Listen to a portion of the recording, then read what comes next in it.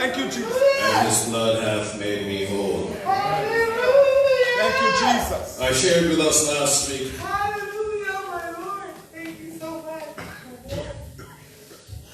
In the matter of faith, when all our castles tumble. The week before I shared concerning suffering but still shining.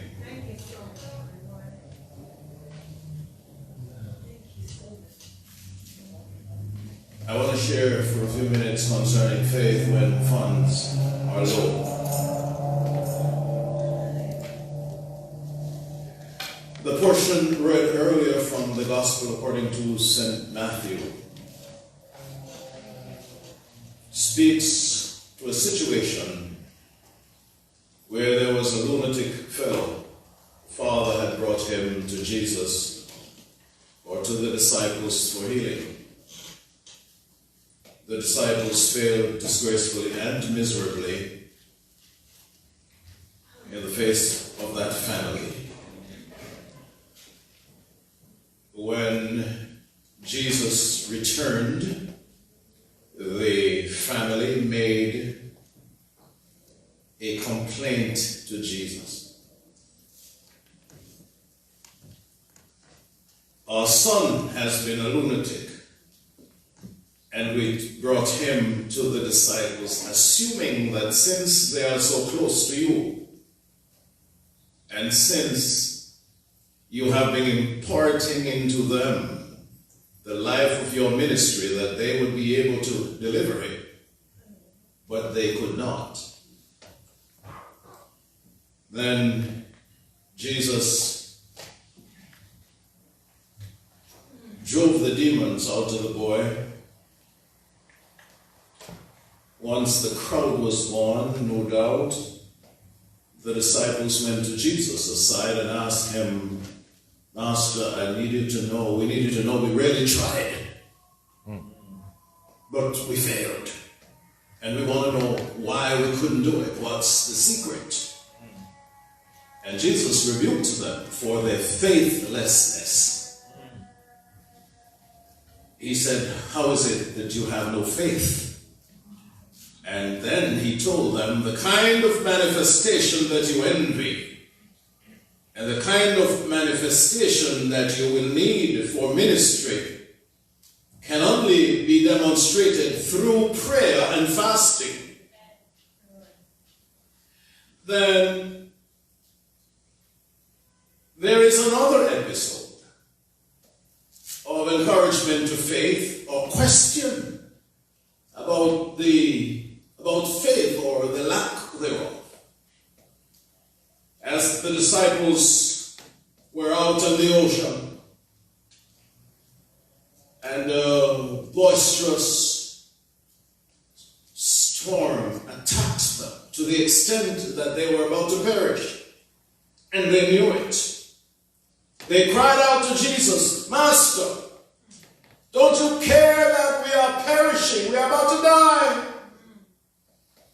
And Jesus rebuked the wind and the wave, and then he rebuked them for their faithlessness. Then there is a third episode or narrative which speaks, and this time maybe in a little slightly different sense. The matter as recorded in St. Luke chapter 21, there verses 1 to 4, speaking about the widow. We love to talk about the widow's mite. Sometimes persons would give contribution and say, Pastor, I put something in the envelope, it ain't nothing, it's just a widow's mite. And you don't know the power of the widow's mite. But in this portion, Jesus stood in the temple where the treasury was and watched as persons were giving their contribution in the treasury, to the treasury.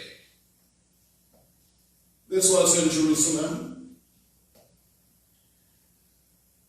woman, this widow, as a matter of fact, we don't know much about her. She is simply described as a widow. Many things about her we do not know. We don't know her age, her name, her appearance, whether or not she had children and how many. We don't know the reason for her husband's demise. We know she was a widow, a woman of faith, and she was very poor. That, I believe, would suffice. A widow, a woman of faith who was poor. We know also that Jesus commended this widow for her faith. And we do not know what else happened afterwards. We don't know, as per the case and the narratives in the Old Testament with the widows, one of them who fed the prophet, and a couple of other widows in there, the account, the story told, and how things turned out for them. We don't know how things turned out for this woman. But we see that she was commended by Jesus. We see that she was commended by Jesus for her act of faith. And how do we know this act of faith? Is that she gave all that she had. Amen. And we see that the favor of Christ endures. We can deduce this from reading the rest of the portion. We see that the favor of Christ endures even when the world passes away. Right. And then, by the way, we would be remiss if we know everything and cognizant of everything that I may have mentioned earlier and not understand about this woman's faith. May I suggest then that the widow's faith took her to the place of worship. Amen. Here is a very serious mistake that too many of us make. When we experience brokenness, we stay away from the house of God. Yeah. And whether it be broke financially, and for many of us, when we say we are broke, it just means that we don't want to touch the rest of the stuff. Hello. And sometimes when we say, "Oh, I have no money," we're not ready to touch it yet. Am I talking to somebody? If the rest of you were like Mrs. Mullings. Hello.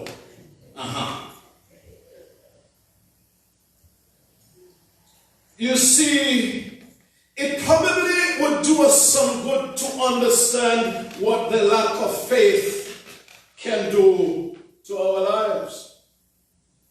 And I cite one Old Testament character, and that is the person of Jacob. God had told Jacob after he robbed his brother, "Okay, you return. I'll be with you, and I will bless you, and everything's going to be all right." But he lacked faith, and he took a number of steps that really made havoc of his life. Long time ago I mentioned he robbed his brother because his mother favored him. His mother favored Esau rather. And his mother disliked Esau, and maybe that's too strong a word, and favored Jacob. But in the end, Jacob stole his brother's birthright.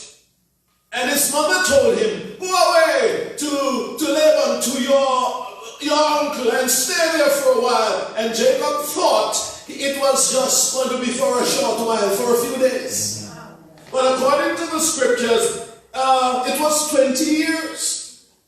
He stayed for 20 years. Then during this time, he gained and mustered some material possession. He became a wealthy man with his uncle. He returned wealthy and filled with stuff, but he was also a very fearful man. You know, some of the most stable persons financially, and persons that we may look at and say, oh, I wish that I was like him or like them. They are rich in another way. They are rich with fear. They're very fearful. Am I talking to somebody? But let me suggest, and if you have time and some other at your leisure, you could probably look at how Jacob's fear affected his state of mind. Your state of mind or your operations is affected by one of two things, your fear or your faith. How you wake up in the morning and what you do during the days is motivated by one, your faith or your fear. How you plan your life and how you execute your business is based on one, your faith or your fear. Where there is fear, there is no faith.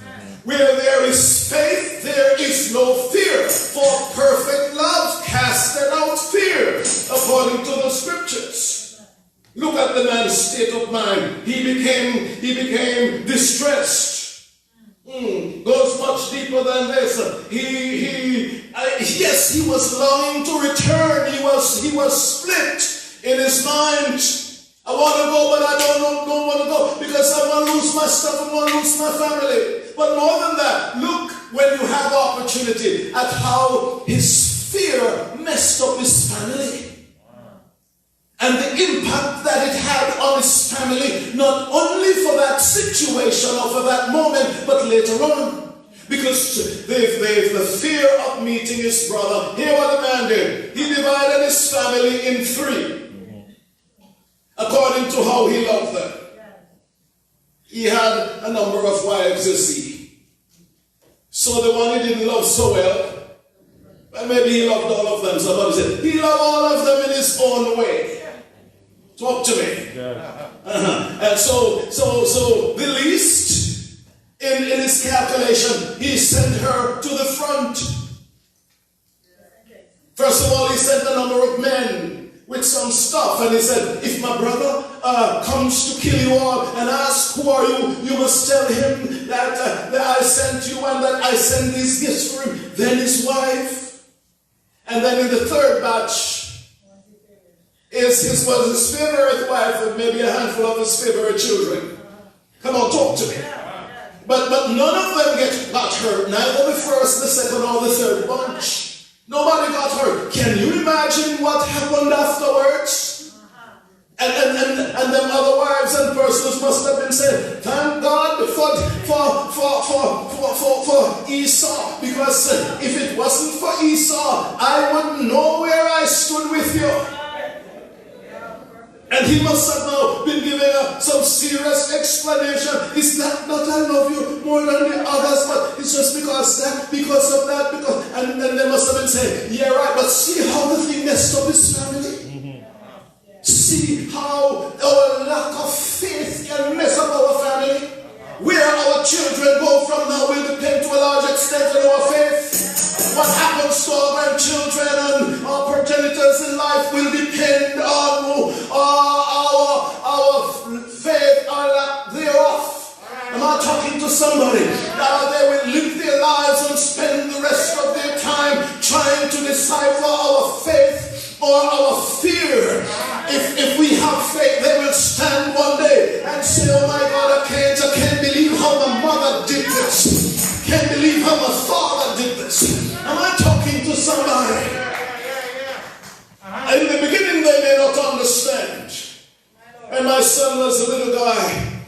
And I was talking to him one day and saying, this house, we bought it June 13, 1990 for $190,000. In his cute little voice, he said, only 190,000. He said, Dad, you got house to buy for 190,000 and you only bought one. You should have bought 3 or 4 or something. But I'm sure by now he understands some situations where the next generation is really cursing the former generation. Say, what in the world were they doing? So your fear or your faith affects your family. Your fear and your faith affects your family in a very powerful way. See how his fear not only affected his state of mind, see how his fear affected his spiritual life. He doubted God when God already told him. And I don't know what God may have told you. And I don't know what God's saying to you. And I don't know during the processes that God is having you experience how God must have talked to you one-to-one, and how he must have redirected you to his words, and how he must have said unto you, I am the Lord, I'm the God of all flesh. Is there anything too hard for me? And I hear him say, call unto me and I will answer you, and I will show you that is you. And you can put your name in it. I will show you great and mighty things that you know not of. I don't know when he may have told you the eternal God is your refuge, and underneath are the everlasting arms. I don't know when he told you you can do all things. Am I talking to somebody here that through faith you'll be able to do all things through Christ? And I don't know how intimidated you feel by your imminent situation. Maybe it's an imminent threat to your health, a threat to your finances, a threat to the stability of your family, a threat to the way, your way of life. Everything shift, a paradigm shift, and it's going further, it's going further to the extent where you are losing your stability. Am I talking to somebody? I tell you, you better hold on to God, or relax yourself and let God hold you. Am I talking to somebody here? Because if you don't know God, fear will shake your state of mind, will shake your mind down to the ground. Fear will affect your spiritual life. Fear will affect not only your spiritual life and your state of mind, but fear will affect how you spend your money. Because Jacob, who had always been spending his time and his energy getting stuff, that's how some people operate. I know a sister in the church I pastored years ago. She was a woman of some substance, but she feared that persons were going to ask her for something or ask her for help. So if she meets you, Pastor Jim, the next thing she would say to you, I can't stay with you here because I am going home now to figure out what I'm going to eat for my dinner this evening. And then she said, oh, thank God, one of my cousins gave me 2 little beans. I'm going home to cook them. So if you had in mind to ask her to lend you $100, forget about it. She's just telling you she's going home to cook a handful of beans. And persons who spend their time getting, they're always afraid. They're always afraid. See, when we look in the book of Genesis, we see how because of the fear of Esau, his brother, Jacob, who stole from his brother, now sent a large contribution. You have to wonder if he's okay. If I was Esau, I would say, you feeling all right, my brother? Hello. But those of you who know scripture understand that Esau told his brother, oh no, my brother, I don't need anything from you. I have enough. What a blessing when you can say you have enough. What a blessing when you don't need to envy anybody. That you can say, I have enough. To have enough is one thing, but to know that you have enough is a bigger issue.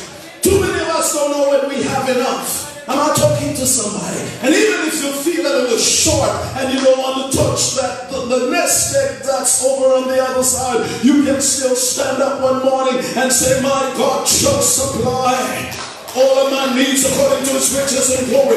Or if you have been a giving person, as we understand that God gives givers gifts to give, you can say, God, I need something from one of my accounts. Am I talking to somebody? Because the Apostle Paul says, when you give to the poor, you set up an account. When you give to the poor, you establish an account. Some of them may be rich at Chase, and rich at Citibank, and rich at help me with some of the other banks, HSBC and some of the other banks, but poor in heaven. You don't have a dime in your account in heaven because you have, oh Lord, oh Lord, oh Lord, oh Lord. Am I talking to somebody? Oh yes, oh yes. I'm saying when you feel a little bit shaky and when you feel that things ain't going, not going the way they should, you can draw something. You can even tell God, Lord, you know me, I don't like to draw. I don't like to pull anything from these accounts. But Lord, that account I have with you for Dorcas Medical Mission, am I talking to somebody? That account I have with you for feeding hundreds of people every day, every Saturday, right here at this Rugby Deliverance Tabernacle. That account I have with you from sending numerous youngsters from this continent of Africa to medical school who are owning and doing their own practice and their own business and helping their own community. Lord, that account I have with you from helping that sick man that I met one day with a tube in his throat and he couldn't function. Lord, the account I have with you when I sent money to that pastor in Jamaica to help him, the account I have with you that I established with that hospital. Oh Lord, I feel the Holy Ghost in here. I have an account. Do you have an account there? Am I talking to somebody? You can draw from that account. The apostle says, if you give to these brothers, you establish that account. And if you don't want to do it in your name, do it in my name. You'll be sure to get back every penny plus more that you have invested. Am I talking to somebody?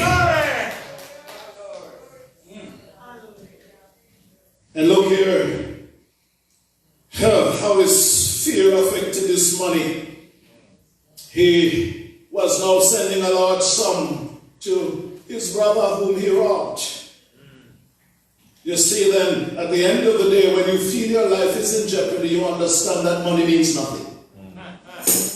You understand that it means nothing.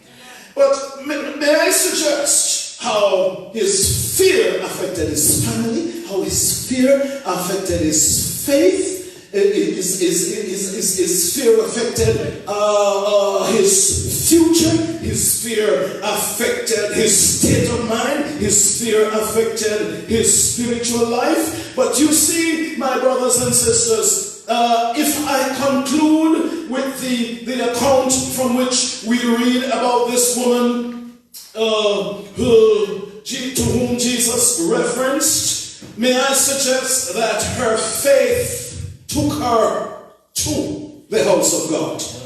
You see, many of us, when things get rough, we stay away from the house of God. Too often I see people who will say, Pastor, I have some issues, but you will see me. As soon as I sort it out. Sometimes it's somebody they plan to hurt, you know. But they know if they come to church Sunday, I'm going to preach a word that's going to tell them, don't kill him.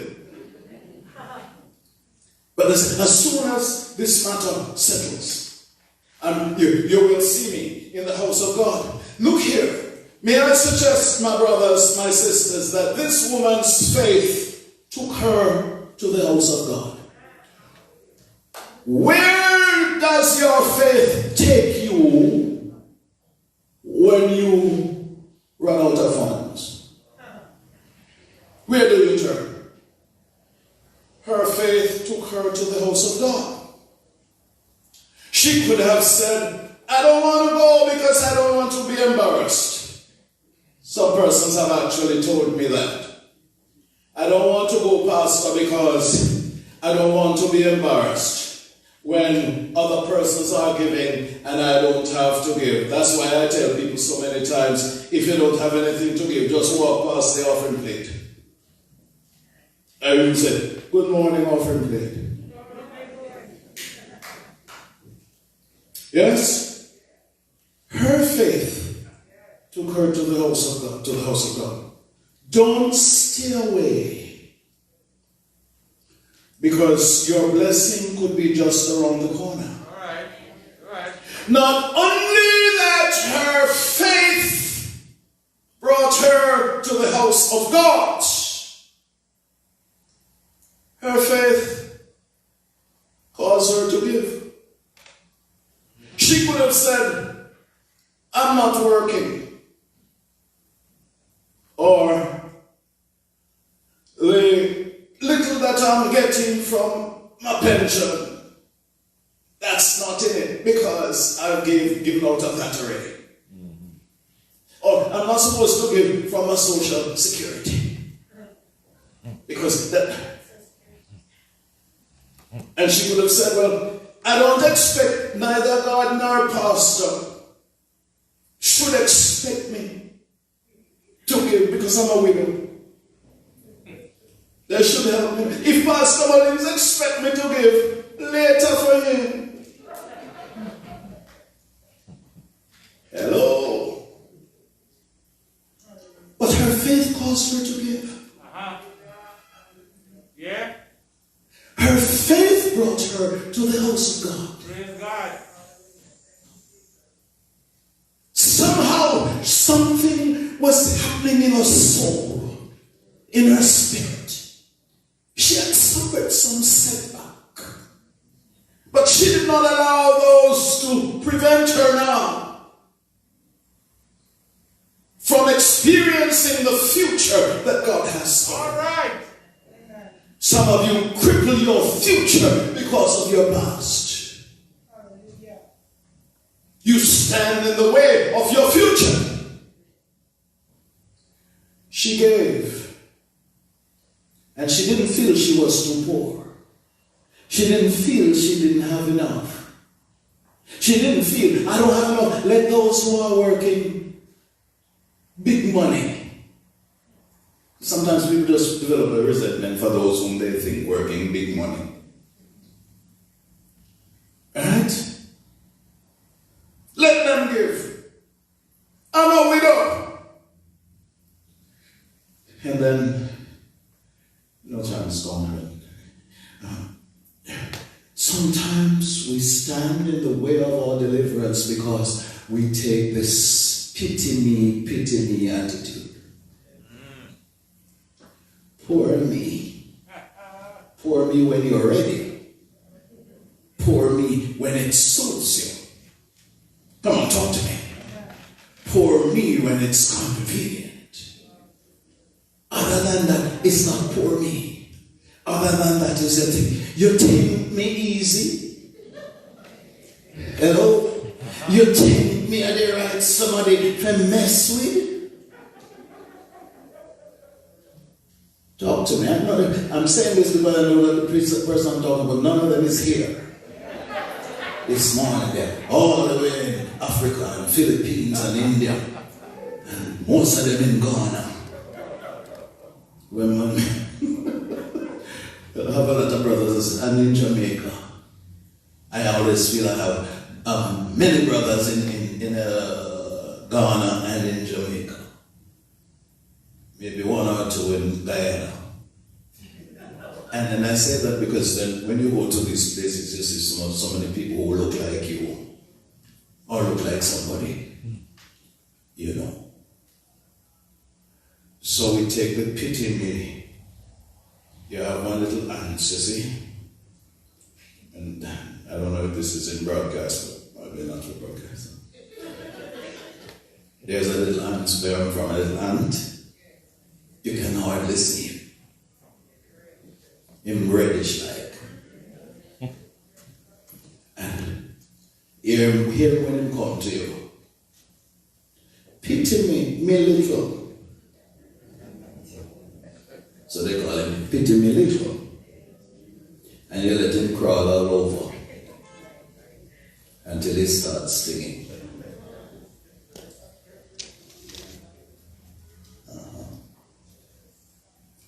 This widow never took the pity me little attitude. And there are some persons who, no matter what they're passing through, they don't need no pity. All they tell you, just pray for me. They're telling you, I believe I can make it. Am I talking to somebody? I believe I can make it. I believe I can do it by the grace of God. I believe that my God is going to see me through this. I believe I shall not die, but live and declare the works of the Lord. Stand to your feet, somebody, and lift your hands and give the Lord some praise. I shall not die, but live and declare the works of the Lord. Somebody shout hallelujah. Somebody shout hallelujah. Somebody shout, oh, I wish I had somebody to help me give the Lord some glory. I don't know what you're going through, but by the grace of God you shall make it. I know that I shall make it. I know that I shall make it. I'm coming out of this. I'm coming out of this. I'm coming out of this. Hold me, Jesus. Hold me, Jesus. Hold me. Hold me. Oh, Lord, I feel the Holy Ghost here. Somebody give it glory.